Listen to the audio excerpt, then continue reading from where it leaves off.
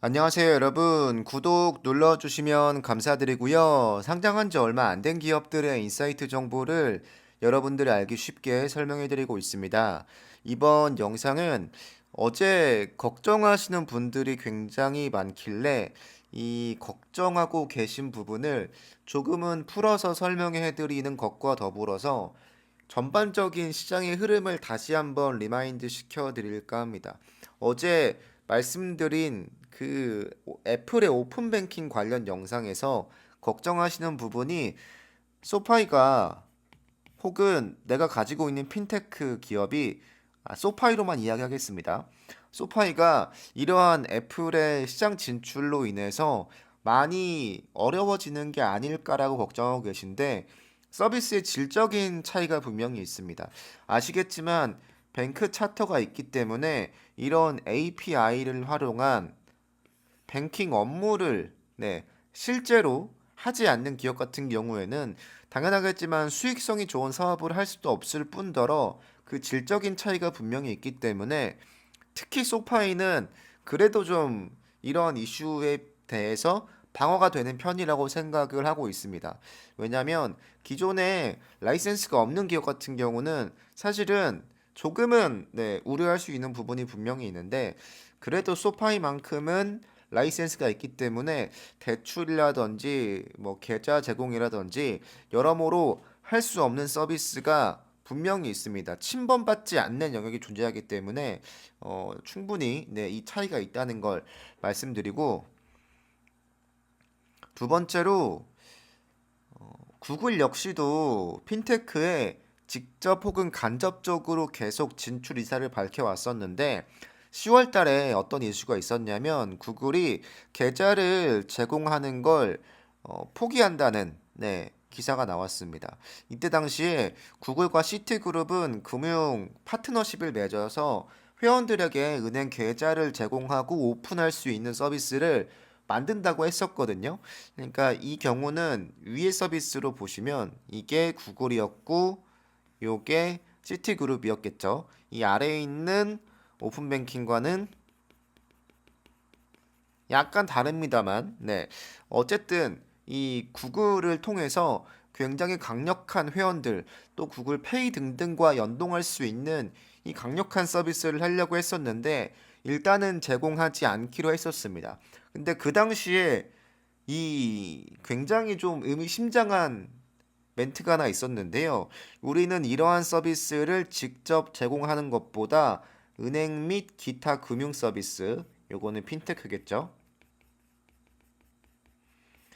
핀테크 업체에게 디지털 지원을 제공하는 데 초점을 맞출 것이다. 요게 조금 애매한 소식이었는데 어떻게 할지 우리는 몰랐으니까 이게 조금 애매했는데 이제는 눈에 좀 보이는 게 있습니다. 일단 요거는 같은 꼴로 마르케타나 갈릴레오랑 그 취지는 같습니다. 넘어가서 이때 당시에 하려고 했던 게 뭐였냐면 계좌 개설하고요. 그리고 수수료가 없고 잔고 요건이 없는 저축 계좌 요걸 시티그룹과 원래 하기로 했었는데 이때 당시에 요거를 하지 않기로 하면서 그러면 이 은행 업무를 소파이랑 하는 게 아니냐란 떡밥이 돌았습니다.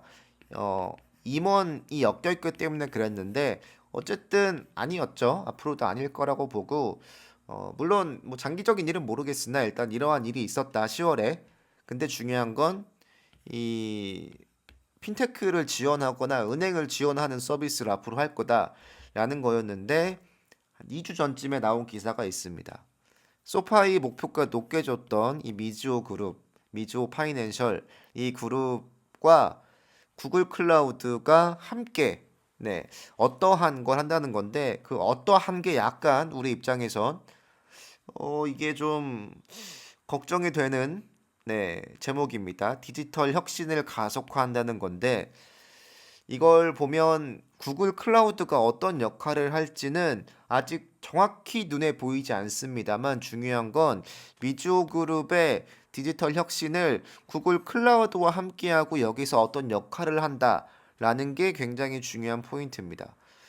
기사를 더 자세히 읽어드리면 미즈호는 구글과 협력하여 운영 역량을 강화하고요. 온라인 그리고 모바일 채널 전반에서 혁신한다고 되어 있습니다. 이렇다 보니까 테크니시스를 가져와 볼 수 있겠죠. 기존의 금융 혹은 은행을 디지털로 바꾼다라는 정도로 이해해 볼 수 있는 건데 뭐 기업 조직을 좀 배운다 이런 내용도 있던데 사실 그건 지금에서는 별로 중요한 포인트가 아니기 때문에 넘어가면 첫 번째로 구글 애널리틱스 그러니까 데이터 분석하는 사이트 뭐 유입량 같은 거 보는 걸로 우리가 익히 알고 있는 어쨌든 패턴 분석하고 고객 데이터 우리가 볼 수 있고 이러한 서비스와 통합돼서 마케팅을 구축한다는 겁니다. 그러니까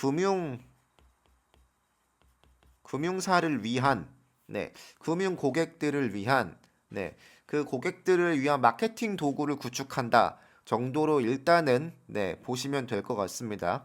어쨌든 은행을 서포트하는 거죠, 이것도. 두 번째가 약간 좀 이게 좀 걸리는 부분이 있는데 이게 정확히 어떤 걸 한다가 나오지 않았습니다. 이게 한 줄로 표현이 되어 있기 때문에 어떻게 무엇을 언제 얼마나 많이 이런 게 전혀 없기 때문에 확실하지 않습니다만 어쨌든 구글 클라우드가 어떤 역할을 한다라는 건 분명합니다. 미주호는 앞으로 뱅킹에서 서비스를 할 수 있다라고 하는데 그걸 구글 클라우드가 함께 한다고 합니다. 이 이야기인즉슨 미즈호 본인들도 디지털로 변환을 하는 거가 맞고요. 이 기존의 뱅킹이나 핀테크 기업들을 위해서 갈릴레오나 마르케타나 우리가 알고 있는 스트라이프나 페이먼트나 어쨌든 은행 업무를 대신할 수 있는 그 서비스를 구글 클라우드와 함께 만든다 정도로 이해하면 될 것 같은데 이게 약간 우리 입장에서는 어느 정도까지 한다는 건가 라고 좀 생각이 들죠. 어쨌든 간접적으로 핀테크 시장의 진출은 확실합니다. 왜냐면 이때 당시에도 다시 한번 보여드리지만 네, 은행 및 기타 금융 서비스에 지원을 한다라고 되어 있습니다. 이게 시작일 뿐인 거죠. 제 생각엔 이게 시작일 거라고 보고요.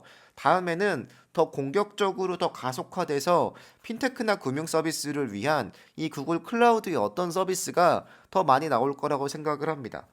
그쵸? 나올 수밖에 없을 거라고 생각을 해요. 그러면 이 시대의 흐름, 빅테크든 누구든 이 시장에 뛰어들고 있는 흐름에서 소파이가 뭘 잘한다고 해서 이들을 이길 수도 없고 애초에 뭐 경쟁을 하고 있는 건 분명히 맞습니다만 뭐 겁먹을 필요가 있을까라는 생각을 전 하고 있어요. 물론 조금 불안한 게 분명히 맞긴 맞습니다만 애초에 영역 측면에서 좀 다르고요. 그리고 소파이가 가지고 있는 장점이 분명히 있습니다. 그 경계가 교집합이 생기는 건 분명히 맞긴 합니다만 이 전반적인 흐름이 있다 정도로 이해해 두시면 될 것 같습니다. 뭐 애플이건 구글이건 핀테크 사업을 접지 않을 거예요. 이 모든 것들을 이겨 나가면서 전반적인 시장이 확대되는 게 결국은 가장 좋은 그림이지 않을까. 그 안에서 소파이가 어떤 역할을 하는지가 중요할 거라고 생각을 하고 있습니다.